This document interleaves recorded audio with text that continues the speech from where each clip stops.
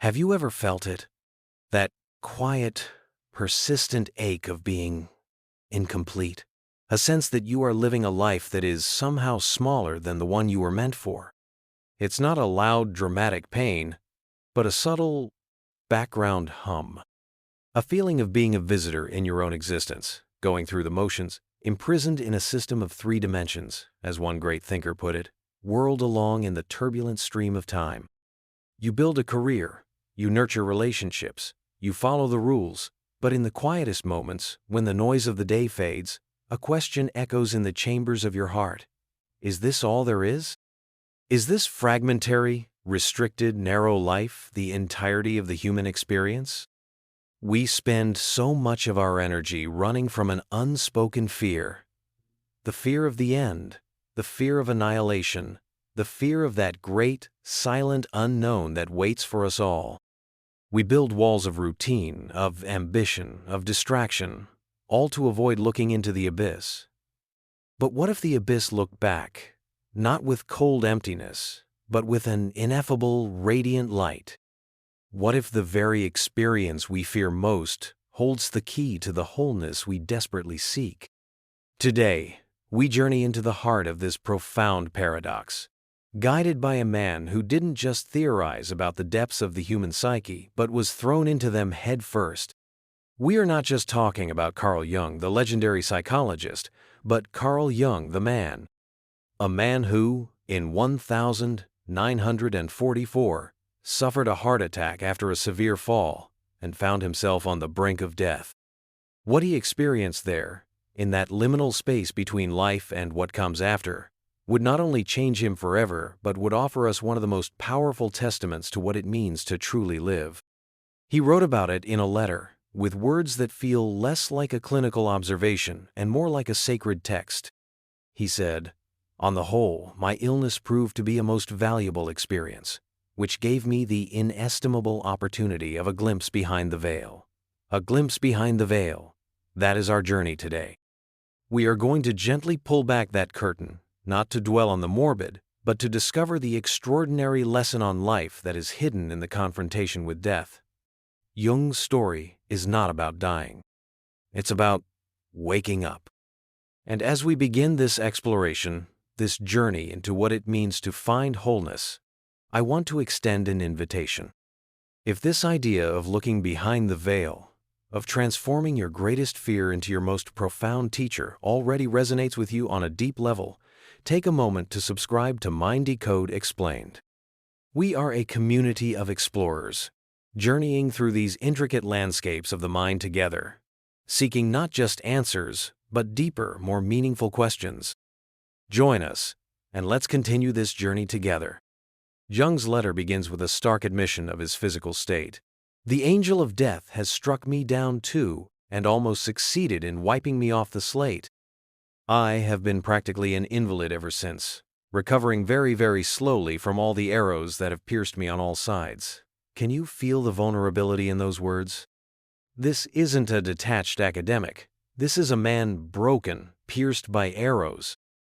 It's a feeling that echoes what the researcher Brené Brown describes as the core of vulnerability, the courage to show up and be seen when we have no control over the outcome. Jung was in a state of utter powerlessness. His body had failed him. His world had shrunk to the confines of a sickbed. And it was here, in this place of complete surrender, that something extraordinary happened. He writes, "The only difficulty is to get rid of the body, to get quite naked and void of the world and the ego will. This is the first key. The ego will. What is that? Think of your ego as the tireless manager of your life. It's the part of you that says, I need this, I want that, I am afraid of this. It's the voice that plans, strives, and worries. It constructs your identity based on your job, your relationships, your successes, and your failures. It is, in essence, the captain of your little ship, convinced it is in complete control of the vast, unpredictable ocean. Jung called its relentless drive the crazy will to live. It's the part of us that clings to the familiar, that fears change, that recoils from the unknown. But Jung discovered that this very will, this desperate clinging, was the barrier to something far greater. He continues, "When you can give up the crazy will to live, and when you seemingly fall into a bottomless mist, then the truly real life begins." Imagine that. The real life begins not with achieving more, but with letting go of everything. This is the concept of ego death, a term that can sound terrifying but is central to many psychological and spiritual traditions. It isn't about physical death. It's the death of the illusion that you are separate from everything else.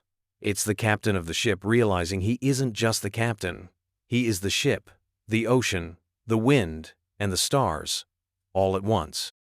It is the dissolution of that small, constricted I into a boundless sense of being. For Jung, this wasn't a theory. It was a lived reality.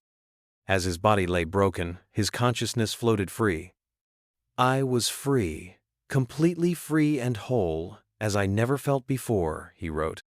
He found himself 0 kilometers from the earth, looking down upon it. Think of the perspective shift.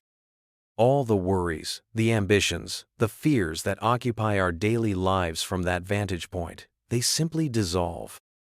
He describes our planet as an immense globe resplendent in an inexpressibly beautiful blue light. He saw India shining with a bluish silver light, and Ceylon shimmering like an opal. There was no anxiety, no striving, no fragmentation. There was only awe, beauty, and a profound sense of peace. In this state, he found himself approaching a solitary rock in the universe, which contained a temple. He saw its entrance illuminated by 1,000 small flames, and he knew, with a certainty that transcended thought, that if he entered that temple, he would attain full knowledge, complete understanding. This temple is a powerful archetype, a symbol from what Jung called the collective unconscious shared reservoir of human experience and symbols. The temple represents the holy of holies within his own psyche, the place of ultimate integration and wisdom. It was the destination of his life's work, the process he called individuation, which is the journey of becoming a psychologically whole, individual self. He was on the threshold of achieving it. This is where we must pause and address a common misconception. Many would hear this and say, it was just a hallucination. His brain was deprived of oxygen. And from a purely neurological standpoint, there are certainly processes occurring in a dying brain that can create vivid experiences. But to dismiss it as just a hallucination is to miss the entire point. The psychological and spiritual meaning of the experience is its most potent truth. Whether the temple was real in the physical sense is irrelevant. It was real to Jung's psyche, and its transformative power was absolute. The value lies not in its objective proof, but in its subjective impact. It was, for him, the truly real life. Just as he was about to enter this place of ultimate meaning, the story takes a turn. A messenger from the world arrived and said that I was not allowed to depart. His own doctor, in the form of an archetypal messenger, appeared in his vision and called him back. And at this moment the whole vision collapsed completely. He was pulled back from the brink, back from the precipice of wholeness, back into his broken body, back into the world of fragments. What followed is perhaps the most shocking and instructive part of his entire account. One might expect him to be relieved, grateful to be alive, but that's not what happened.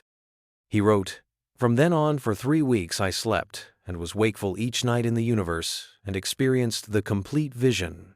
It was a silent, invisible festival permeated by an incomparable, indescribable feeling of eternal bliss, such as I never could have imagined as being within reach of human experience." And then, the devastating blow. During the first month after my first vision, I suffered from black depressions because I felt that I was recovering. It was like dying. I did not want to live. Let that sink in. His recovery felt like death. His return to life was a source of black depression. Why? Because he had tasted a state of such completeness, peace, and fulfillment that ordinary earthly existence felt like a prison. He lamented returning to this fragmentary, restricted, narrow, almost mechanical life where you were subject to the laws of gravity and cohesion, imprisoned in a system of 3 dimensions, and whirled along with other bodies in the turbulent stream of time. This is the central paradox. We fear death, but Jung, having tasted it, feared returning to an incomplete life. This challenges our entire framework. Perhaps our deep existential dread is not actually of death itself, but of arriving at death's door having never truly lived. Perhaps the anxiety we feel is the soul's protest against a life lived in fragments, a life where we never experience the wholeness that Jung glimpsed.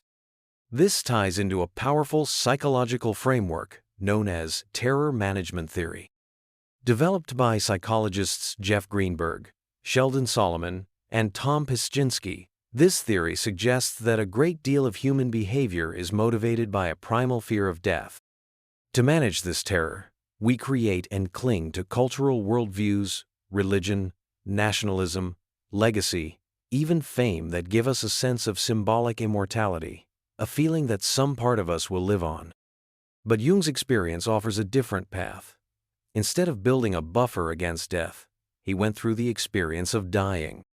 And what he found on the other side was not terror, but a fullness, meaning fulfillment, eternal movement. He didn't need symbolic immortality because he had experienced a timeless, eternal state of being. The experience he had in those 3 weeks of nightly visions he called the hierosgamos, a Greek term for sacred marriage. In Jungian psychology, this represents the union of opposites within the psyche, conscious and unconscious, masculine and feminine, light and shadow. It is the ultimate goal of individuation. It wasn't that he was united with something. He wrote, "It was united. The separation was gone. He was the union. This is the wholeness we yearn for." It's the healing of the fundamental split within ourselves that causes so much of our anxiety and dissatisfaction. So how do we, who have not had a near-death experience, access this feeling of wholeness? How do we learn the lesson that Jung was taught in such a dramatic fashion? The answer lies in understanding what his experience truly represents. It represents the surrender of the ego. It represents the courage to face the void within ourselves. This brings us to a second common misconception, that thinking about or meditating on death is morbid and unhealthy. Our culture is profoundly death-denying. We use euphemisms. We hide it away. We treat it as a failure. But Jung's story teaches us the opposite. As the Stoic philosophers knew, and as psychotherapists like Irvin Yalom have powerfully argued, the confrontation with our own finitude can be a catalyst for profound, authentic living. When you truly accept that your time is limited, you stop wasting it on things that don't matter. You stop living according to other people's expectations. You start asking the real questions. What brings me joy? What gives my life meaning? Who do I want to be in the time I have left? The experience of ego death that Jung had so viscerally can be cultivated in smaller, more manageable ways in our daily lives. It happens in moments of deep meditation, when the chatter of the mind finally stills and you feel a connection to something larger. It happens in moments of intense creative flow, when you are so absorbed in an activity that your sense of self disappears. It happens in moments of profound love or deep connection with nature, when the boundaries between you and other seem to blur. It happens when we practice what Viktor Frankl, the founder of logotherapy, discovered in the concentration camps, that even in the face of unimaginable suffering, we can find meaning, and in finding meaning, we can transcend our circumstances. Jung's illness became his most valuable experience, precisely because he found meaning in it. It gave him the glimpse behind the veil. The path is not to seek a near-death experience, but to practice the art of letting go in our waking life. It's about consciously choosing to loosen the grip of the crazy will to live, not the will to survive, but the ego's crazy will to control everything, to resist change, to fear vulnerability. It's about allowing yourself to fall into a bottomless mist of not knowing once in a while. Can you sit in silence without reaching for your phone? Can you listen to someone else's perspective without immediately formulating a rebuttal? Can you admit you were wrong? Can you forgive someone, or yourself, and let go of a long-held grievance? Each of these small acts is a tiny death of the ego, and each one creates a small opening for that truly real life to begin. Think about Jung's depression upon recovery. He was grieving the loss of that cosmic perspective. He had to learn to integrate the memory of that wholeness into his fragmented three-dimensional life. And that became his work. He spent the rest of his life mapping these inner realms, helping others to find the temple within themselves, to achieve their own sacred marriage. He showed that the goal isn't to escape the world, but to bring the wisdom of the void into it. To live in this mechanical life, but with the memory of the silent, invisible festival in your heart. This is the ultimate empowerment that his story offers us. You don't have to be on the brink of death to start living. You can start now. You can begin by acknowledging the part of you that feels fragmented and small, not with judgment, but with compassion. That is the ego, doing its best to protect you. And then, you can gently turn your attention to the vastness that surrounds it. That is the self, your innate wholeness, waiting patiently. The journey begins with a simple shift in perspective. Instead of seeing your anxieties, your fears, and your struggles as problems to be eliminated, see them as messengers. Just like Jung's doctor in his vision. What are they telling you? Where is your life out of balance? What part of your ego will are you clinging to so tightly that it's causing you pain? The fear of public speaking might be a messenger from your unexpressed voice. The anxiety in social situations might be a messenger from your deep need for authentic connection. The dread of failure might be a messenger from a dream you've been too afraid to pursue. Jung's vision wasn't an escape from life. It was the key to understanding it. He saw the earth, shimmering and beautiful, from a distance. And in doing so, he understood its preciousness in a way he never could have from its surface. Sometimes, we too need to step back. We need to float up and see the whole globe of our own lives, not just the single dusty road we are walking on. So, as we draw this reflection to a close, let's return to that initial feeling, that quiet ache of being incomplete.